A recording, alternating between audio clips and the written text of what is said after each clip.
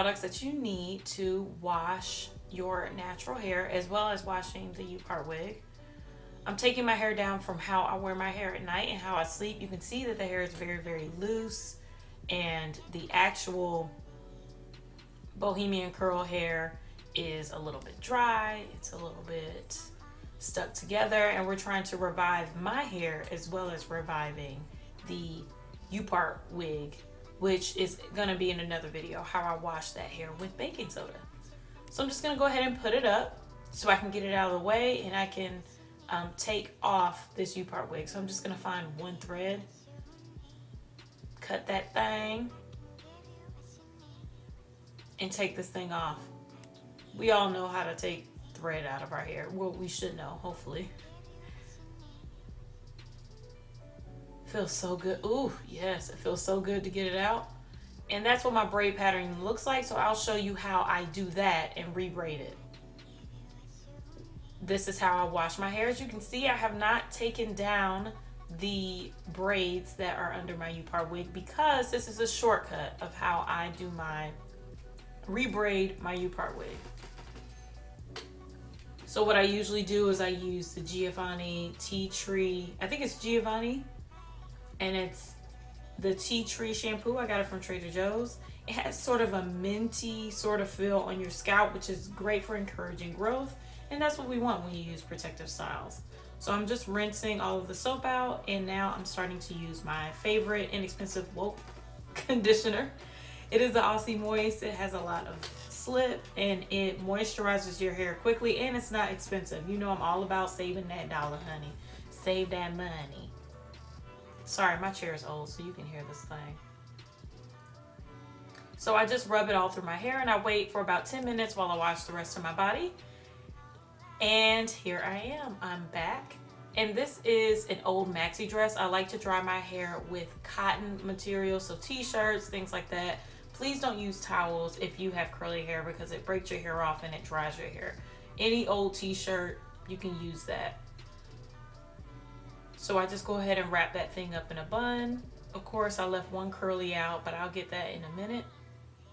And just make sure I can dry my hair, moisturize the rest of my body while my hair kind of soaks up, while this scarf soaks up some of that water and moisture. So now we're going to moisturize and dry our hair. So there's a couple of methods that I use for drying my hair, but first we're going to start off with moisturizing. So this is the Jamaican black castor oil from Sunny Isle. It is the best castor oil. I think it is Sunny Isle. I'll make sure I put all of the products that I use in the description box below. But I make sure I put that all over my scalp and I give myself a little bit of a scalp massage. Just remember, this is sort of like a pamper day when you're doing your hair. So when you're massaging your scalp, it relaxes you and it encourages hair growth. And I really got lost in the moment here, girl. This feels so good. Ooh, yes. So here's coconut oil. This is the coconut oil from Castor. It is cold pressed, virgin, organic coconut oil. And that is the best for your hair. It gives you a lot of nutrients. You can use that coconut oil on your body, on your hair, but it's really good on your hair because it mimics oils that come out of your scalp. So I rub that all through my ends, all over my leave out, and this is when I start to twist my hair away to prepare it for putting it up or drying it, because I don't like to leave my curls out because that's what dries them out if you're using a hair dryer or if you're just wrapping your hair up to dry. As you can see, I'm all twisted up, and now I'm going to show you one of the methods that I use for drying my hair. If I'm in a rush, I'll use the Golden Hot hair extension. You can get that for about 20 bucks or less. And put that on your blow dryer and it dries your hair. Or I use the Satin bonnet that I got from Walmart, and I think that's like $2 or $3, and a scarf. Put that over my head. I don't put a cotton scarf on my head while it's drying. Well, it's completely dry because it'll dry my hair out. So I put that on my head, make sure it's secure, and I get ready for bed. Night. So it's the next day, and I'm just going to go ahead and start rebraiding my base. So this is a shortcut. I've been showing you the shortcut way of redoing it. Just basically you're tightening your upart wig. So I'm going to just moisturize my hair with that Coil Calm spray. Y'all seen me use it before. It's my favorite. It's not my holy grail because I'm sure there are better products out there, but it's cheap, girl. It's like $5. So you can get it from your local beauty supply store. Some Walmarts carry it, some Targets carry it. It's been hard to find lately. But right now I'm making my upart smaller. I left too much hair out. So I'm just taking some hair that I'm going to rebraid into my anchor braids so I can make that upart smaller. And just to let you know, an anchor braid is basically the braids that support the wig. That's the braids that the wig is actually sewn onto. This hair in the middle, the wig is not sewn onto that. So what I'm doing now is rebraiding those anchor braids. You see that? That's an anchor braid. Those two are anchor braids right there. I'm unbraiding those so I can rebraid them and tighten them. For the shortcut for rebraiding the base, you do not, well, first, let me go ahead and show you what I'm doing. I trim my hair in between rebraids. If I see any loose or bad ends, I'll just go ahead and cut that thing. So this is how I rebraid it. I take some human hair. It has to be human because synthetic hair can break your hair. I use some human hair and I braid it into my anchor braids. I do that all over the perimeter of my hair. So the hair around the upart and the hair around the perimeter of my head, which you see me taking out now. I rebraid the hair and I put in you see how long my hair is? Down. I put in some of the human hair that I have left over. Just braid that down into it. Just to reduce, the reason why I do that is to reduce the tension on my natural hair. Your natural hair, when you braid a upart wig onto your head, you're going to be tugging and pulling it, especially as it gets older. So the more hair that you have to support the actual natural hair in your head, the better. So I'm actually going slow rebraiding this so you can see my braiding methods. And this is the point where I connect the two braids. So we basically have a nice secure perimeter around the head. And just make sure you take your time and you're not pulling on your hair and tugging at it because that's what causes breakage. And our goal is to reduce breakage, ladies and gentlemen. Reduce that damn breakage, girl. It's the devil. So once I'm getting to the ends, I just twist it down because braiding all the way to the end sometimes can put tension on the ends of my hair because my hair is very fine, as you can see.